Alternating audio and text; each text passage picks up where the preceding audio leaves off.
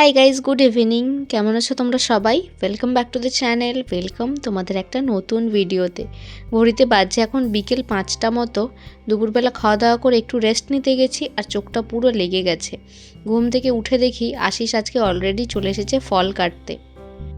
বিকেলবেলা করে সাধারণত আমরা একটুখানি ফল খাই, তবে আজকে আমি যেহেতু ঘুমিয়ে পড়েছিলাম, আশিস আজকে আমাকে আর ডাকেনি, নিজেই চলে এসেছে ফল কাটতে। আর আজকে ওর ফল কাটার বেশি এক্সাইটমেন্ট কারণ হচ্ছে এই মাস্ক মেলানটা। দুদিন আগে যখন বাজারে গেছিলাম ফল আনতে, দেখছি নতুন নতুন বেশ কিছু ফল উঠেছে, তার মধ্যেই মাস্ক মেলানটাও ছিল। আশিস এর আগে নাকি অনেকবার খেয়েছে, তবে আমি আজকে প্রথম খাবো। একটুখানি কেটে ঠাকুরকে দিয়েছিলাম আর বাকিটা আজকে কাটা হলো।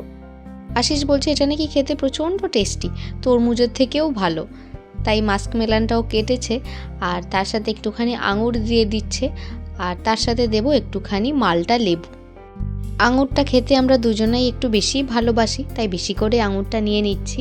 আর বিশেষ করে লম্বা দানার আঙুরগুলো না খুব মিষ্টি হয়। এখানে দু রকমের আঙুর পাওয়া যায়, একটা হচ্ছে একদম গোল গোল আর একটা হচ্ছে একটু লম্বা দানার। এই লম্বা দানাটা বেশি মিষ্টি হয়। তার সাথে একটু মালটা লেবুও কেটে নিয়েছে।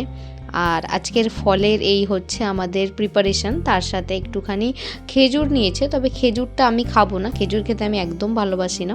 আমি খাবো ফলগুলো। আর মেন অ্যাট্রাকশান আমারও কিন্তু আজকেই মাস্ক মেলানের দিকে।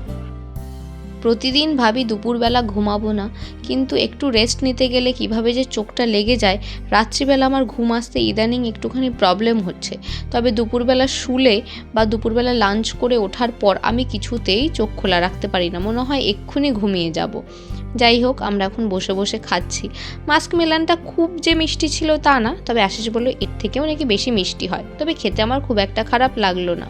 ঘুম থেকে উঠেছি তো কিচ্ছু ভালো লাগছে না, সেই জন্য একটুখানি গোপাল ভাট চালিয়ে নিয়ে দুজনে মিলে বসে বসে ফল খাচ্ছি। বিকেলবেলা প্রতিদিনের মতো চলে এসেছি আমরা ছাদে। এত প্রচণ্ড গরম পড়েছে এখানে, পাশের দেওয়ালটা থেকে পুরো রোদের একটা তাপ আসছে। চলে এসেছি আমরা দুজন মিলে ছাদে। একটা খুব বাজে ব্যাপার হয়েছে, দাঁড়াও তোমাদের দেখাচ্ছি। ঘড়িতে বাজে এখন বিকেল 5:30। দেখে কে বলবে এত রোদ, তাকানো যাচ্ছে না। কিন্তু প্রচণ্ড একটা বাজে খবর, যেটা হচ্ছে আমাদের গাছে যে কতগুলো টমেটো হয়েছিল তোমাদের তো দেখিয়েছিলাম, তারাও দেখাচ্ছি। এই হলো আমাদের টমেটো গাছগুলো যদি তোমরা আমার যদি আগের ব্লগগুলো তোমরা খেয়াল করো তাহলে বুঝতে পারবে গাছটা কত ফাঁকা ফাঁকা লাগছে।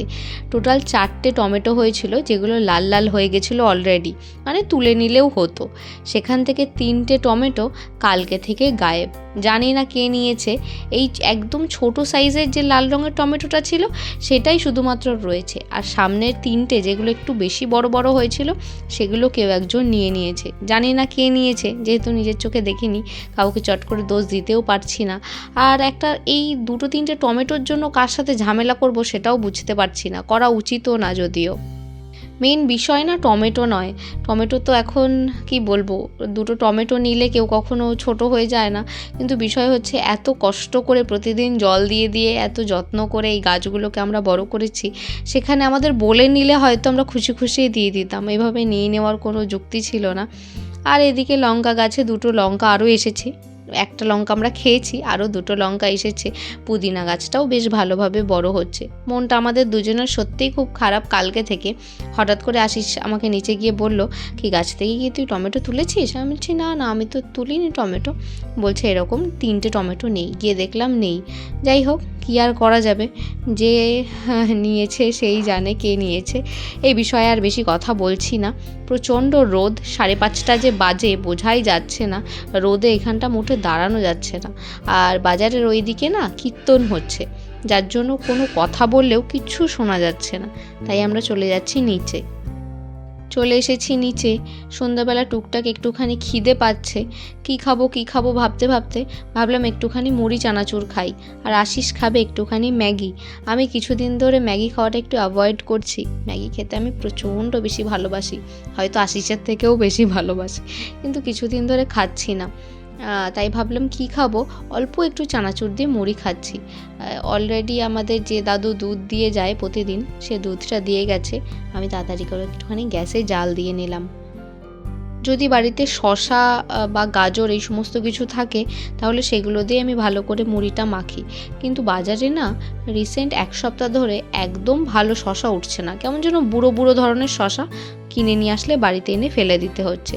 তার জন্য একটুখানি চানাচুর দিলাম। এই চানাচুরটা খেতেও আর আগের মতো সেই টেস্ট নেই। ব্যাস, আশিসের জন্য যে ম্যাগিটা বানাচ্ছিলাম সেটা একদম রেডি হয়ে গেছে, আর এদিকে আমার মুড়ি মাখাও রেডি। চলো তাড়াতাড়ি করে একটুখানি খেয়ে নিই, আজকে আবার একটু বাজার যেতে হবে। যেহেতু কোনো খাবার ফ্রিজে রেখে আমরা খাই না, তাই না যখন বাজার করি ওই 2-3 দিনের জন্য বাজার করি, তার বেশি করি না। 2-3 দিন পর যখন সব ফুরিয়ে যায় আবার গিয়ে সমস্তটা নিয়ে আসি। আর যে গ্রসারি শপিংটা করি সেটা পারলে 1 মাসেরটা গোটাটা করে নিই, নাহলে ওই 2 সপ্তাহের জন্য করি, তারপরে আবার গিয়ে নিয়ে আসি। কেনাকাটি করতে গেলে আমাদের একটু বাইরে বেরোনো হয়, মনটাও ভালো লাগে, কারণ এখানে তো সেইভাবে আমরা কাউকে চিনি না, আমরা দুজন মিলেই থাকি, তাই ইচ্ছা করে কম কম করে বাজার করি, যাতে 2 দিন পর পর একটু ওই বাজার করতে যাওয়ার নাম করে একটুখানি ঘোরা হয়ে যায়। আজকেও বেশ কিছু সবজি বাজার থেকে শুরু করে কিছু গ্রসারি জিনিসপত্রও নিতে হবে, তাই সন্ধ্যাবেলা হালকা পাতলা একটুখানি খাবার খেয়ে আমরা দুজন মিলে এখন একটু রেডি হয়ে নিয়েছি, যাব বাজারে। বাজারের ব্যাগ নিয়েও এখানে আমি রেডি হয়ে গেছি। এই ব্যাগটা এবার আসার সময় বাড়ি থেকে নিয়ে এসেছি। বাজার করতে যাওয়ার সময় না আমার খুব কাজে দেয় এই ব্যাগটা। সচরাচর টিপটা আমি পরি না, তবে আজকে সামহাও মনে হলো কুর্তির সাথে টিপটা দেখতে খুব ভালো লাগছে, তাই আজকে একটা টিপও পরে নিলাম। বাজার করতে যাবে বাজার, ব্যাগ তুলতে পারে না, 2 কেজি হলে করে ডায়লগ মারছে। আমি আজকে এতদিন পর টিপ পরেছি, দেখেছিস তুই? কেমন লাগছে? ভালো লাগছে। সত্যি সত্যি বললি কি? সত্যি সত্যি। হ্যাঁ সত্যি সত্যি বলেছি রে। ভালো লাগছে দেখ তো। হ্যাঁ হ্যাঁ চল। আমি টিপ পরি না তো। সুন্দর লাগছে। ভালো করে তো মানুষ বলতেও পারে, 2 মিনিট টাইম নেই। সুন্দর করে বলছি, ভালো লাগছে। ঠিক আছে চলো যাওয়া যাক, বাজারপত্র করে আসি তাড়াতাড়ি করে গিয়ে। সব লাইট অফ করে দিচ্ছি, চলো যাই। এলা সাথে সাথে চলে এসেছে, এজন্য রেখে দেব।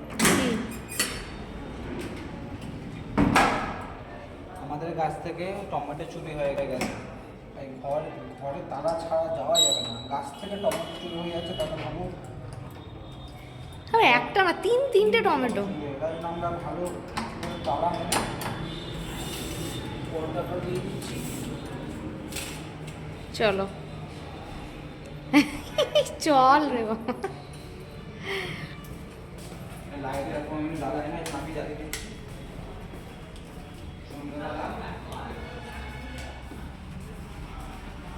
গ্যাস বল দিলে দিচ্ছি আমি, ছয় মেরে দিচ্ছি। হয়েছে? আজকে কেকেআর ভার্সেস এমআই খেলা আছে, আমি কেকেআর 2 লাখ টাকা লাগিয়েছি।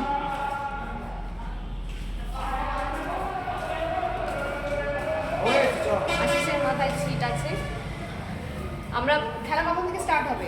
স্টার্ট হয়ে গেছে না? খেলা 7:30 থেকে স্টার্ট হবে, তার মধ্যে আমরা বাজার করে নিয়ে চলে আসবো, তারপরে দেখবো আজকের আইপিএল ম্যাচ। চলো যাওয়া যাক। Bye bye. চলে এসেছি সবজি বাজারে। সবজি বাজারে তেমন কিচ্ছু পছন্দ হচ্ছে না, তাই একটুখানি ভিন্ডি নিয়ে নিলাম। ভিন্ডি টিন্ডি নিয়ে এখন যাব গ্রসারিতে। এর আগে এই দোকানটা তোমাদের দেখিয়েছিলাম, আমাদের বাড়ির কাছে একটা সুপার মার্কেট মতো হয়েছে, ওই এক ছাদের তলায় সমস্ত গ্রসারি জিনিস পেয়ে যাই, তাই এখানেই আসি। বিগত 3-4 দিন ধরে এইখানেই আসছি, সমস্ত কিছু বেশ পেয়েও যাচ্ছি। আর যেহেতু নতুন খুলেছে না, জিনিসপত্রের উপর প্রচুর পরিমাণে ছাড় দিচ্ছে, তাই আমাদের যে জিনিসপত্রগুলো দরকার ছিল সেগুলো নিয়ে নিলাম। এবার চলো আস্তে আস্তে বাড়ির দিকে যাওয়া যাক।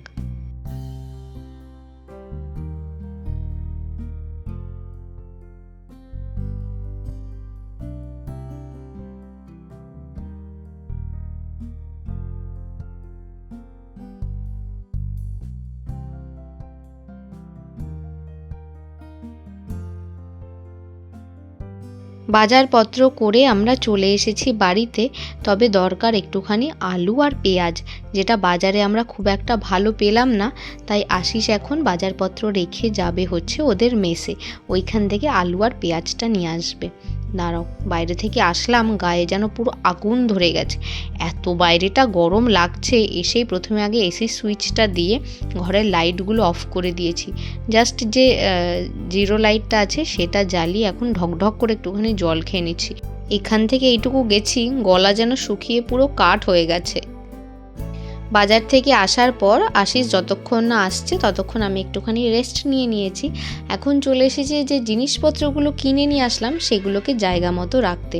জিনিসপত্র কিনতে তো ভালো লাগে, কিন্তু এসে সেগুলো জায়গা মতো রেখে সেগুলো গুছিয়ে টুছিয়ে সমস্ত কিছু ঠিকঠাক করাটা যেন একটা চাপের কাজ।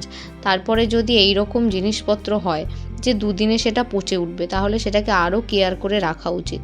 এত বেছে বেছে ভেন্ডি নিয়ে আসলাম, তাও দেখো একটা কীরকম চটকানো একটা ভেন্ডি দিয়ে দিয়েছে।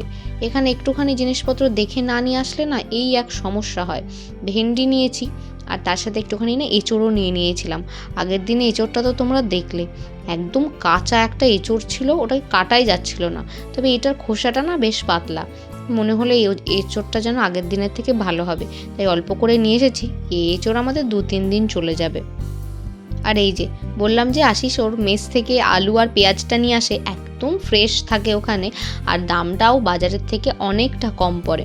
সেই জন্য বেশি করে একেবারে আলু আর পেঁয়াজটা নিয়ে আসে। যেহেতু এখানে সবজি খুব একটা বেশি বাজারে পাওয়া যায় না, খুব একটা বিভিন্ন ধরনের সবজি আমরা পাই না, তো আলু এখানকার একমাত্র সঙ্গী। সেই জন্য আলুটা আমাদের একটু বেশি পরিমাণেই লাগে। তাই আশিস যখন নিয়ে আসে আলু আর পেঁয়াজ, এই দুটোকে একদম ভরে ভরে নিয়ে আসে। আজকেও এখানে বেশি করে একদম আলু নিয়ে চলে এসেছে। তবে এই যে আলু দেখতে পাচ্ছ, আমাদের হার্ডলি 4 থেকে 5 দিন লাগবে এটা ফোড়াতে, তাহলে কিন্তু শেষ হয়ে যাবে আবার। প্রথমে আলুর ঝুড়িটাতে আলুগুলো ঠিকঠাক করে রেখে দিলাম। এইবার বের করব পেঁয়াজের বাক্সটা। এই বক্সটার মধ্যে আমি পেঁয়াজগুলো রেখে দিই, তবে ঢাকনাটা দিয়ে রাখি না, তাহলে পেঁয়াজগুলো আবার পচে উঠবে। পেঁয়াজটা প্রায় ফুরিয়ে গেছে। সপ্তাহের 3টে দিন না আমরা পেঁয়াজ রসুন কিচ্ছু খাই না, কিন্তু বাকি যে কটা দিন আছে সে কটা দিন প্রত্যেকটা খাবারেই পেঁয়াজ রসুন যায়। কারণ আসছে এই পেঁয়াজ রসুন দেওয়া খাবার খেতে প্রচণ্ড বেশি ভালোবাসে, মানে যেগুলো একটু গ্রেভি আইটেম হয় না, সেখানে একটুখানি পেঁয়াজ রসুন বেটে যদি একটুখানি গাঢ় গাঢ় গ্রেভি করা হয় সেটা খেতে আশিস ভালোবাসে, যে কারণে আমাদের পেঁয়াজ রসুনটা একটু বেশি পরিমাণেই লাগে। আসার সময় দেখলাম মুড়িটা শেষ হয়ে গেছে, তাই আসার সময় একটুখানি মুড়ি নিয়েও চলে এসেছি, সেটাকেও একবারে কৌটোতে ভরে রেখে দিচ্ছি। যখন দেখি কিছুই খাবার নেই, কিছু খেতেই ভালো লাগছে না, তখন একটুখানি মুড়ি খেয়ে নিই। তাই মুড়িটা ঘরে সবসময় রেখেও দিই। আপদে বিপদে মুড়ি কিন্তু একমাত্র সঙ্গী। মোটামুটি যা বাজার করেছিলাম বেশিরভাগটাই জায়গায় গুছিয়ে রেখে দিয়েছি। আর এই নিচের এই জায়গাটা না 2 দিন আগে আশিস একদম ক্লিন করে দিয়েছে, যার জন্য চারপাশটা দেখতে এত পরিষ্কার আর এত অর্গানাইজড লাগছে দেখতে। মাঝে মাঝে যখন কোনো জিনিস আমি খুব বেশি আগোছালো করে ফেলি বা কিছুতেই তাকে বাগে আনতে পারি না, আশিস সেই সময় এসে আমাকে প্রচণ্ড পরিমাণে হেল্প করে, গুছিয়ে টুছিয়ে দেয়, আবার ঠিকঠাক করে দেয়, যাতে আমার সেখানে কাজ করতে কোনো প্রকার অসুবিধা না হয়। যাই হোক, নিচটা তো সুন্দর করে আশিস গুছিয়েই দিয়েছে। গ্রসারির শপ থেকে না বেশ কিছু বিস্কুট নিয়ে এসেছি আজকে। এটা হচ্ছে বেকারির একটা বিস্কুট, যেটা অলরেডি এনে আমি খেয়েও নিয়েছি 2 পিস, বেশ ভালো খেতে। বেকারির বিস্কুট খেতে তো আমি খুব ভালোবাসি, তবে এখানে মন পছন্দ সেরকম বিস্কুট পাওয়া যায় না, আজকে পেয়েছি তাই নিয়েছি। একটা ডাইজেস্টিভ বিস্কুটের প্যাকেট নিয়েছি, যেটা আমার খেতে ভালো লাগে। আর এই চিনি দেওয়া ওপরে বিস্কুটটা, এটা আশিসের পছন্দের। যার পছন্দ মতো বিস্কুট আজকে পেয়ে গেছি। 3 প্যাকেট মতো ম্যাগি এনেছি, যদিও ম্যাগি খাওয়াটা খুব একটা হেলদি না, তবে আমরা তো খেতে খুবই ভালোবাসি, মাঝে মাঝে একটু খাই, তাই ঘরে এনে রাখলাম।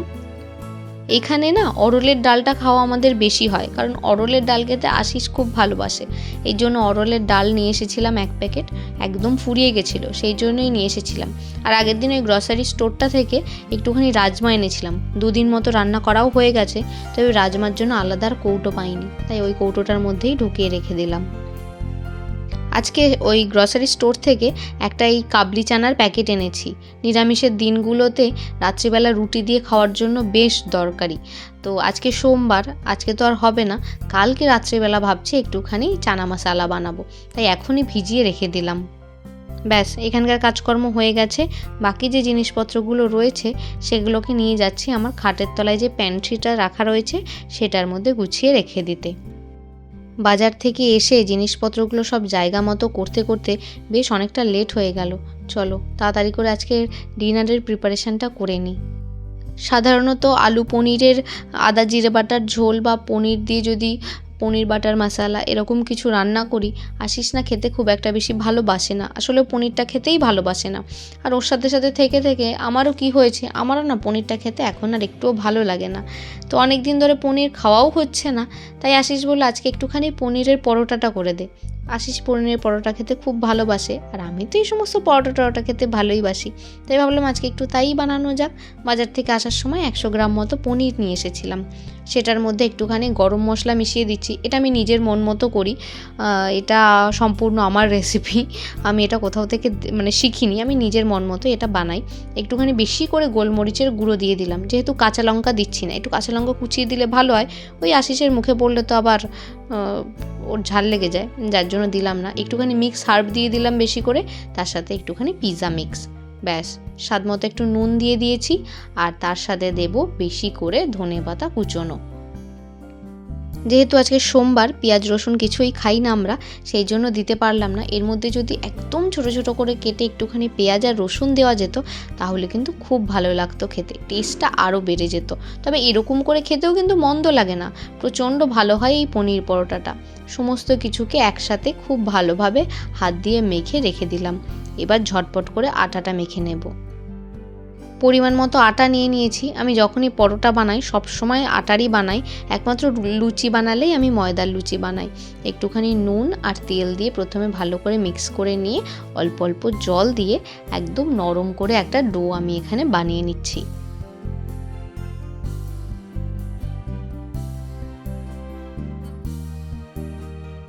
আটাটা আমার এখানে একদম মাখা হয়ে গেছে, ওপর থেকে একটুখানি সাদা তেল দিয়ে আরেকবার ভালো করে একটুখানি মেখে ঢাকা দিয়ে বেশ কিছুক্ষণের জন্য রেখে দিলাম। ওই 15-20 মিনিট মতো রাখলেই আটাটা একদম ভালোভাবে সেট হয়ে যাবে। বেশ অনেকক্ষণ হয়ে গেছে, আর আটার ডোটা থেকে আমি আমার পরিমাণ অনুযায়ী এখানে লেচি কেটে নিয়েছি, একটু বড় বড় করেই নিয়েছি যাতে পুরটা ভরলে কোনোভাবে বেরিয়ে না যায়। ব্যাস, এবার যে পুরটা বানিয়েছি সেটা প্রথমে আটার লেচিটাকে এরকম বাটির মতো করে নিয়ে পরিমাণ মতো ভেতরে পুর দিয়ে সুন্দর করে বন্ধ করে দেব। রাত্রিবেলার দিকে না বেশিরভাগ দিন আমাদের বাড়িতে এই পরোটাটা হয়, কোনো দিন পনির পরোটা যদিও খুব কম হয়, কারণ তোমাদের তো বললাম আশিস খেতে খুব একটা ভালোবাসে না, তবু এই পনির পরোটাটার জন্য পনিরটা একটু খায়, তো পনির পরোটা হয়। বেশিরভাগ ক্ষেত্রে আলুর পরোটাটা খুব পরিমাণে হয়, আবার কোনো দিন আমি ছোলার ডাল বা অরলের ডাল দিয়ে একটুখানি ওই ডালের পুর দিয়ে ভেতরে পরোটা বানাই, খেতে বেশ ভালো লাগে। আর আমি খুব একটা বেশি তেল ব্যবহার করি না, একটুখানি ঘি দিয়েই সেঁকে নিই, তাই সেই অর্থে খুব একটা আনহেলদি হয় না। আর যেহেতু বাড়িতে বানাই, তাই একদম বাড়ি থেকে আমি যে শুদ্ধ ঘিটা নিয়ে আসি, একদম বাড়িতে তৈরি ঘি, সেটা দিয়েই বানাই, তাই খুব একটা অসুবিধাও হয় না। কথা বলতে বলতে সমস্ত লেচিগুলোর মধ্যে আমার পুর ভরা হয়ে গেছে, এবার আস্তে আস্তে জাস্ট বেলে নেওয়ার পালা।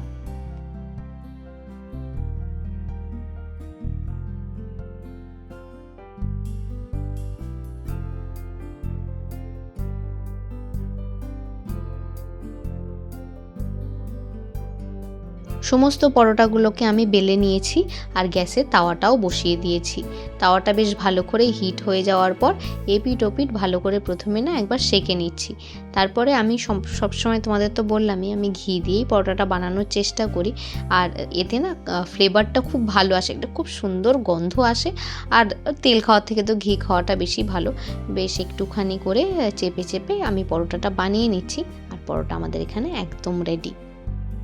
এটা আমি আশিসের জন্য বাড়ছি, পরোটাগুলো আজকে একটু বড় বড়ই হয়ে গেছে, 2 পিস মনে হয় না খেতে পারবে। পরোটার সাথে দিয়ে দিলাম একটুখানি আমের আচার, মানে ওই আম তেল জাতীয়, আর আমি তার সাথে নিয়ে নিয়েছি একটা কাঁচা লঙ্কা। অন্যান্য দিন হলে পরোটার সাথে একটুখানি পেঁয়াজ, অন্যান্য দিন মানে বলতে চাইছি যখন পেঁয়াজ রসুন খাওয়া যায় আর কি, বা যখন হচ্ছে আলুর পরোটা বানাই তখন একটুখানি পেঁয়াজ, কাঁচা লঙ্কা, তার সাথে অবশ্যই একটুখানি ঠান্ডা ঠান্ডা টক দই থাকে। যেহেতু আজকে পনির পরোটা, তার সেই জন্য আজকে আর দইটা নিলাম না। আর এই হচ্ছে পরোটার ভেতরের ফিলিংটা, খুব সুন্দর একটা গন্ধ বেরোচ্ছে, আর তোমরা দেখতেই পাচ্ছ ভেতরে কতটা পরিমাণ পুর রয়েছে। অনেকক্ষণ ধরে বানাচ্ছি, সুন্দর একটা গন্ধ বেরোচ্ছে। একটুখানি খেয়ে দেখি, দাঁড়াও কেমন টেস্ট হয়েছে। পরোটাটা তো খেতে বেশ ভালো হয়েছে, আমরা গিয়ে যাই চটজলদি আমাদের ডিনারটা করে নিই। আর তোমরা লিখে জানিও ভিডিওটা দেখতে তোমাদের কেমন লাগলো। দেখা হচ্ছে নেক্সট ভিডিওতে।